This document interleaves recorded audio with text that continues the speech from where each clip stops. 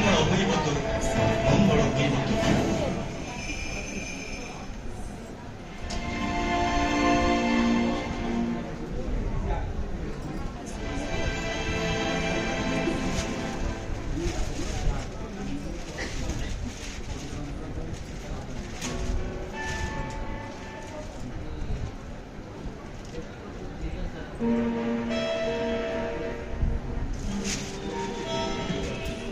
ଯେତେବେଳେ ବଙ୍ଗ ବିହାର ଭାଷାର ପ୍ରାଧାନ୍ୟ ବିସ୍ତାର କରିଥିଲା, ଓଡ଼ିଆ ଭାଷାରେ ଶିକ୍ଷା ବ୍ୟବସ୍ଥା ପ୍ରଚଳନ ହୋଇନଥିଲା, ସେ ସମୟରେ ଭାଷା ଭିତ୍ତିକ ସ୍ୱତନ୍ତ୍ର ଉତ୍କଳ ପ୍ରଦେଶ ଗଠନ, ବାଲ୍ୟ ଶିକ୍ଷା ନିମନ୍ତେ ସ୍ୱତନ୍ତ୍ର ଓଡ଼ିଆ ପାଠ୍ୟ ପୁସ୍ତକ ରଚନା କରି ଆପଣ ଓଡ଼ିଶାକୁ ଗୌରବାନ୍ୱିତ କରିବା ସହ ଓଡ଼ିଆ ଭାଷାର ନବକଳେବର କରିପାରିଥିଲେ, ଯାହାର ପ୍ରତିଦାନ ସ୍ୱରୂପ ଓଡ଼ିଆ ଭାଷା ଏକ ସାଂସ୍କୃତିକ ଭାଷା ମାନ୍ୟତା ପାଇବା ସଙ୍ଗେ ସଙ୍ଗେ ଆଜି ବିଶ୍ୱ ଦରବାରରେ ତାର ପରିଚୟ ସୃଷ୍ଟି କରିପାରିଛି।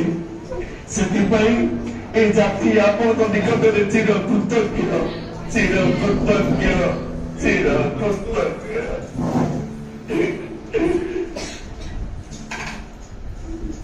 ମାତୃଭୂମି ମାତୃଭାଷାରେ ମମତା ଜାଗୃତେ ଜନମି ନାହିଁ, ତାକୁ ଯେବେ ଜ୍ଞାନୀ ଗଣରେ ଗଣିବା, ଅଜ୍ଞାନ ରହିବେ କାହିଁ, ଅଜ୍ଞାନ ରହିବେ କାହିଁ।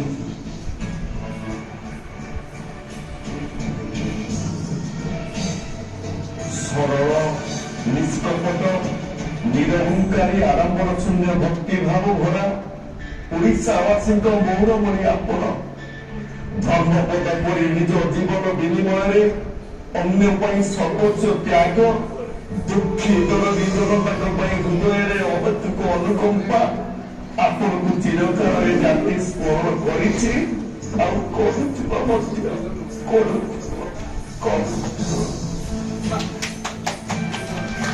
ଜାତି ନନ୍ଦିଘୋଷ ଚାଲିବ କି ଭଳି ସ୍ୱାର୍ଥକୁ ସାରଥୀ କଲେ, ଟାଣିବ କି ଗାଡ଼ି ଦାନାର ଜୋଗଡ଼ା, ଘୋଡ଼ା ମୁଖେ ବନ୍ଧା ଥିଲେ, ଘୋଡ଼ା ମୁଖେ ବନ୍ଧା ଥିଲେ। ହଁ ଆଜ୍ଞା, ଜଣେ ଓଡ଼ିଆ ଭାବେ ଆମେ ଗର୍ବିତ। ଆମ କଳା ଓ ସାହିତ୍ୟ ଅତି ଉନ୍ନତ, ଆଉ ଆମ ଓଡ଼ିଶୀ ନୃତ୍ୟ ବିଶ୍ୱ ପ୍ରସିଦ୍ଧ। ଆମର ପର୍ବ ପର୍ବାଣୀ ଅତି ପ୍ରାଚୀନ ଓ ବୈଦିକ। ଓଡ଼ିଶାର ସଂସ୍କୃତି ଜଗନ୍ନାଥ ସଂସ୍କୃତି। ସର୍ବୋପରି ଆମର ଅତିଥି ପରାୟଣତା ବିଶ୍ୱ ବନ୍ଦିତ। ଆମ ରାଜ୍ୟର ସ୍ୱତନ୍ତ୍ରତା ତାର ଗୌରବମୟ ଗାଥାକୁ ବିଶ୍ୱ ଦରବାରରେ ପ୍ରତିଷ୍ଠିତ କରାଇ ପାରିଛି। ଏଥିପାଇଁ ସରକାରଙ୍କ ପ୍ରଚେଷ୍ଟା ଅତ୍ୟନ୍ତ ପ୍ରଶଂସନୀୟ।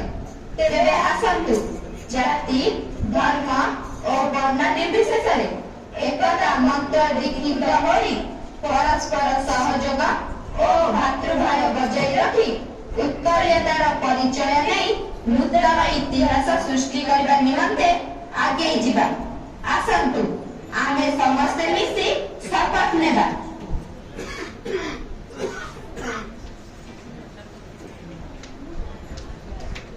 ସବୁ ପରେ ବି ସଙ୍ଗୀତ ଯାହା ଆମକୁ ମୂର୍ଚ୍ଛନା ଦିଏ।